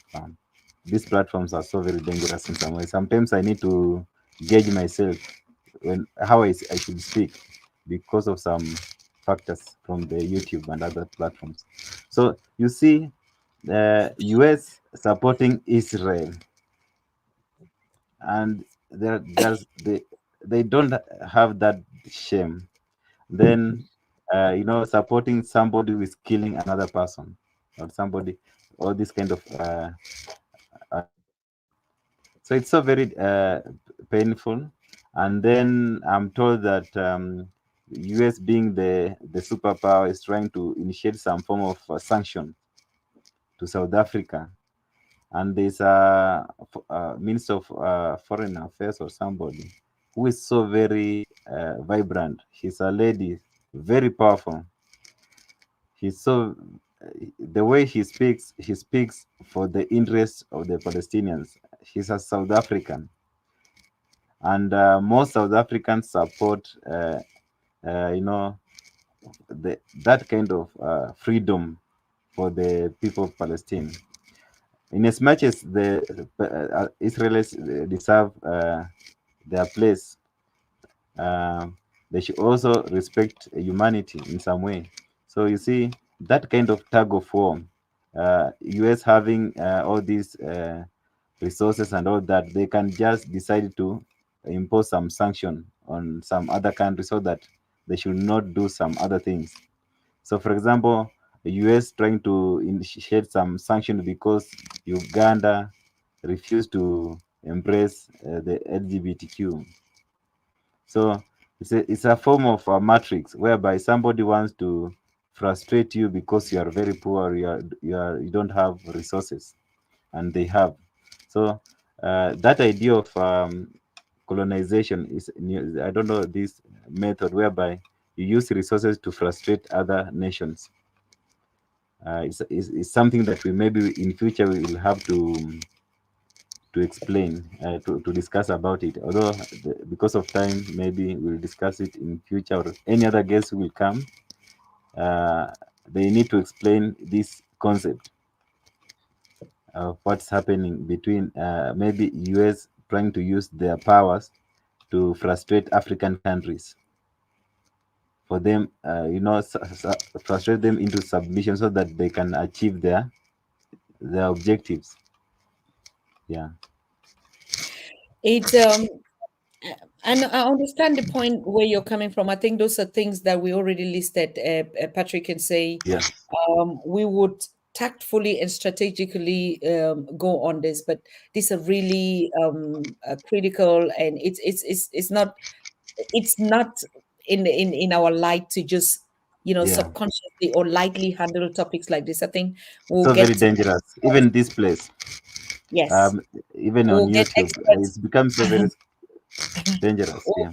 we'll get Yeah. experts. I mean, Africans, we just have to drink water and mind our African business and do the Yes. kind of things that we see Ernest doing. and encourage our young people actually to make sure that they are in touch with themselves, with their energy, with their spirit, and do actually what I say, uplifting and fulfilling to themselves. I think when we achieve that, give them guardians in the right way, um, show them the essence of the choices that they have to make, I think that would be already enough. These are totally big other kind of things that honestly I think we have to get expert knowledge on it, and to be able to understand. But I think it's very obvious. What do like they say? You see the sunshine and you ask for light. Yes. You understand? There's some things that the moment we use our mouth, then it becomes a problem. When we just stay us quiet and just understand that that's how it is, and that we can survive in the midst of all this if we also make choices that are pleasant to other people. Contrary, like they say, the good is much than the bad, so let's focus on the good. The energy of the good surpasses that of the bad. So the more we package our love, our joy, and our tendency to actually multiply this kind of energy is more bigger than to really focus on the kind of things that actually, no matter, even if these are topics when we crack our brain here, but that it won't change anything that much. I want us to give the young people the ability to analyze and understand the world so that they can make decisions, conscious decisions on how they want to live their lives and how we should all evolve. I think when we succeed that, and to teach them who is who, right? And, and I think if we succeed on that, we should have done justice to our generation here. So, Patrick, don't be afraid. I know we're not going to leave you empty handed. To be honest with you, I promise you. You see, all of us here, we promise you with the least bit, your generation is going to be taken care of in as much as we live, but we're going to guard you according to the wisdom of our ancestors. And we all know that this is based on love and nothing else but love. Creators of the world protect what the world is, right? So, mm, I think we're good to go. And I think this is all you're already getting into African spirituality when you talk like this, Patrick. Bet me. This Yes. is this actually the point. This is the way Yeah. we're rolling in African spirituality. Yeah. Mhm. So tomorrow we're looking up for a very nice conversation with Professor James Small, and he's very calm and he has a lot of good things, very good things. 2024 is just only going to be something good. This is the time of it. It is a balance. We're in the period of balancing, so nothing would shake if the other part agrees. The other part would automatically agree. If there's a disagreement somewhere, something is still not adding up, and we shall figure that out for ourselves. So I love the conversation too. Thank you, Ayoka. Thank you very much. Yes. I mean, everything should not be boo, boo, boo, boo, boo, boo, boo. Oh, some things need to just go the way they are. Patrick, thank you so much. I like your Yes. energy. And you're the one that actually give me more orientation to see into the mindset of the young people. I mean, we are in the senior, very soon we'll be entering into the, right now. Cheryl is here with us. And I really want to thank you, Cheryl, for joining, adding a voice and this power for us to continue to guide our young people and even ourselves too. So I want to thank every one of you that are actually, Ayoka said, Patrick, you are the best. Of course, he is, honestly. If you know him, believe me, you know this brother sitting right here, this young brother. He's not up to 30, so he's still in our youth, in this sector of our youth. That's why we follow the minds and the brains of the youth, the young people, through our correspondent, Patrick. And us nearly when we don't have a guest, we're going to be analyzing all these topics and seeing how we can easily fuse this generation. As you can see, Patrick has a lot of fears, Patrick, isn't it? Yes. Yes. Okay. Wow. Thank you, people. Imhotep Heru said, thank you, Dr. Tata, and your Yes. guest has been inspiration to many youth. I'm on this I'm one of his subscribers. Wow. You see? Of course, everybody knows you already, PK. Oh, Yeah, honestly, I've been so very dormant since last year it's okay. on That's social fine. media. In terms of, I used to be very active on social media, trying to have these controversial Mm, statements, posts, and all that. mm, But I decided to cool down and focus more on this part, other part. But I mm. believe everything's okay. Yes. Mhm. Yeah. Yeah, we're thanking Thank actually you very those much. that are sitting, yes, those that are sitting in for Pan-African Daily. Honestly, we can't thank you enough. I want to thank a very special person that has been actually supporting us, Kwame Stevens. He just showed his face here, and a lot of people are actually doing incredible work. But there's some people who go a mile, really a mile, to make sure that things work in good faith. Like we really want to get this running. Pan-African Daily, what's up? How can I help? How can I support to make you go back live? Are you tired? Do you need a rest? Do you need us to put you on salary? Wonderful. I mean, I never had such kind of, such kind of life. And so I really thank this brother. He's a big, big sponsor, and many other people that are actually sponsoring us. But some people just prefer to be in the background, and it's okay like that. Um, Patrick, more subscribers after tonight. Okay, Patrick, that all your channels that you're creating, you're going to get more subscribers. Like Yes. probably you want to tell them you are the one behind these channels so that they know that they have to subscribe to it, not subscribing to you as Patrick, but all the Uh, channels that you'll be bringing up to make sure that all of us. yes. And honestly, I appreciate that very much, especially when we created. You remember when we created TikTok some few months ago, and now it's approaching almost 100,000 in few months. We have people who have been there for almost 2 years, 3 years. But for us here, through that kind of community mobilization, uh, we know what we are doing. We are a part of this Pan African Daily TV society. So it's so very easy for this platform to grow. So because we want to speak with one language, I wish that we can generate our specific language for Pan African Daily TV. Apart from so that we confuse those other people who want uh, to block us from communicating what we really want to communicate. So I'm so very happy, and I like the way the positive comments. I'm reading the comments. I love it, and so very motivating. I never expected this uh, positive feedback. Of I course, really, Patrick. We love yes, you here. Everybody knows you. Everybody knows, but you see, that's why I said you have to be in the front line now. You have to be the correspondents and topics like this because you're the one running the affairs of young people. You know what they think. You know what their concerns are. They interact a lot with you because, of course, I think they really think that Pan African Daily is actually a reliable platform and that we're yes, giving them accurate information. That's why they're really loyal. They are yes, constant, they are resistant, they are patient enough with us. yes, And you see sponsors and supporters, private supporters coming up to say, we do know we've been on all platforms, but please, Pan African Daily, no matter how much break you have taken, we miss Cheryl, we miss Marshall, we miss all of you, we miss reparations. Please just come back on board and we continue to do our work. So we also would be creating a channel for you to support us financially, Patrick. Honestly, I think we have to address that because that's also one of the issues. Why am I saying so? Because a lot of people reach us always to us asking, how can they support? Like other channels, they have maybe Patreon where they put paid content. They have, but Pan African Daily, we are so busy doing the work that we don't even have time to look for the money.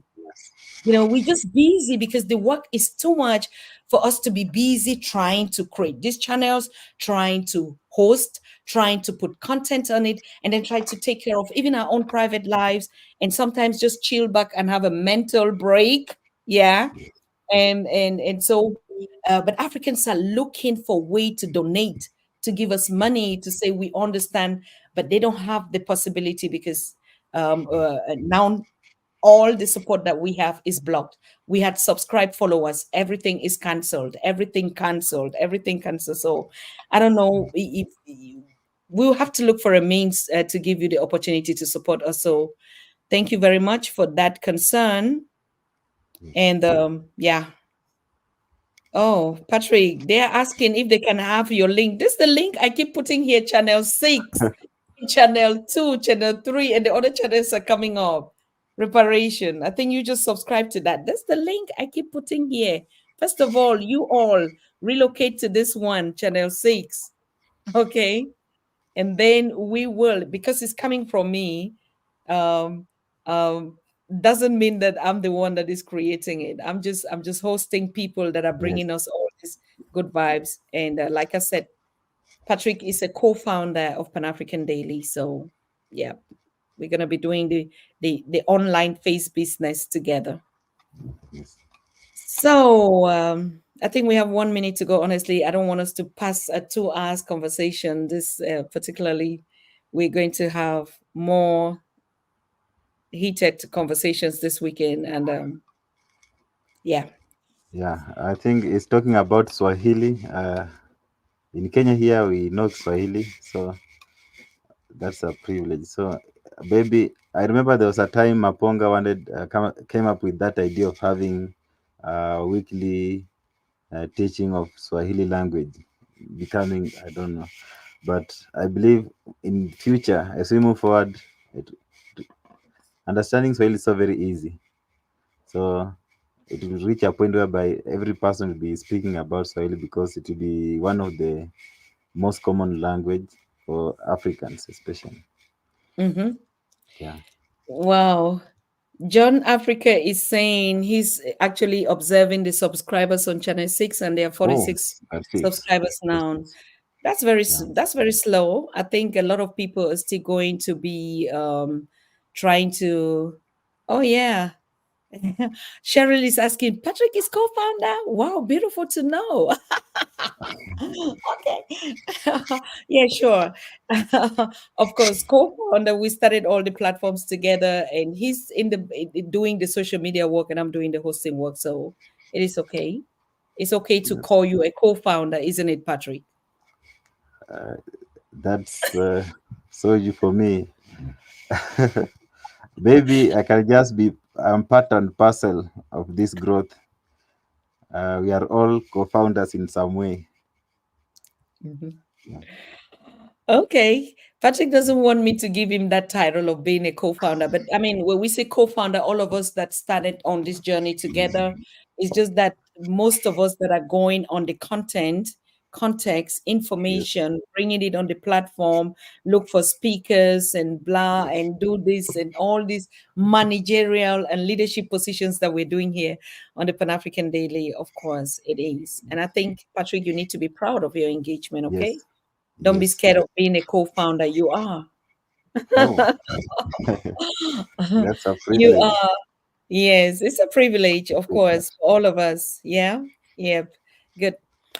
Wonderful. I think we have come to the end of this conversation. Please, I wish you all a good night. And for all of you out there, our brothers and siblings in the diaspora, I know it's afternoon, and you're having a good time, and this is weekend. Most of you are going to be jumping out. I'm still going to look at the time and see where we'll be hanging out tonight. Here in Europe, it's cold, it's chilly, people stay at home, nothing actually happening here in this part of Europe, but summer is gradually, or the spring creeping in, and then we'll start having very good weather and temperatures coming our way. So yeah, good.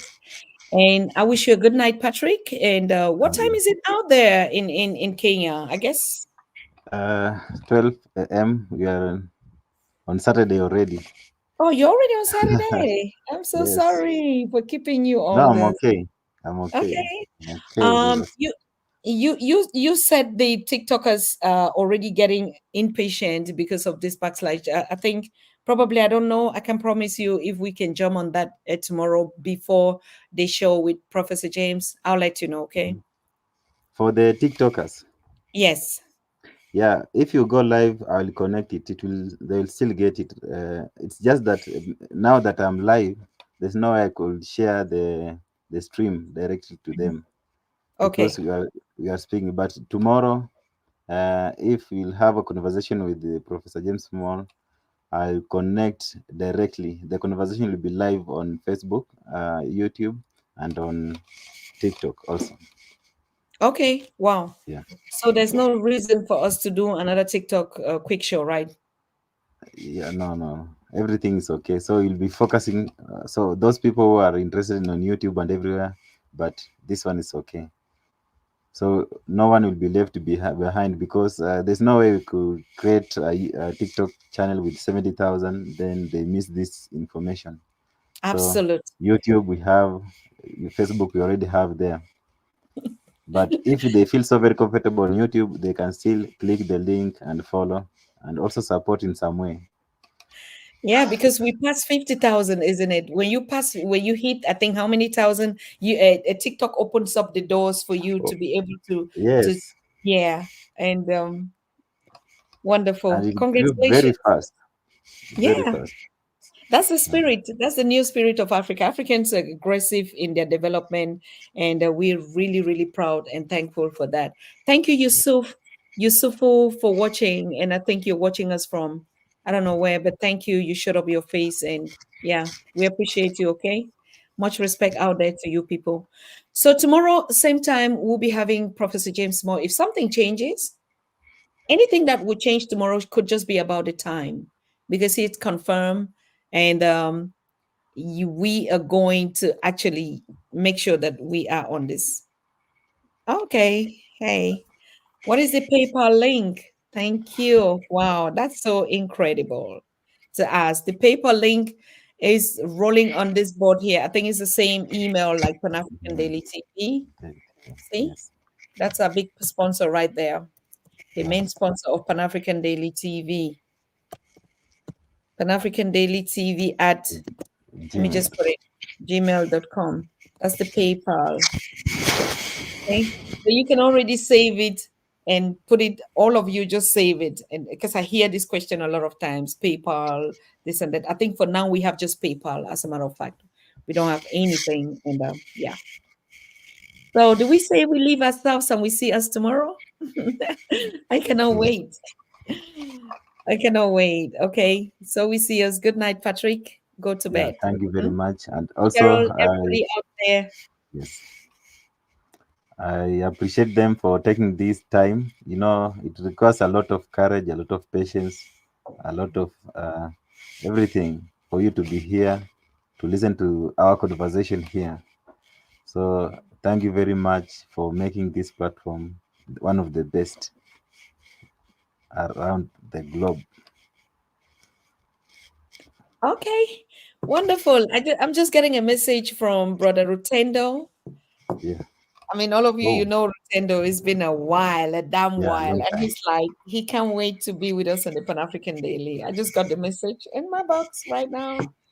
And yeah. Okay. So we see us at tomorrow, same time. Good night to you. Yes, thank you. Yeah. You are watching the Pan African Daily TV with Dr. Susan Tatah. The Africa we want: unity, consciousness, our culture, our spirituality, our history. One Africa for Africans worldwide. Motherland's calling its diaspora home. Join my voice. Join my team.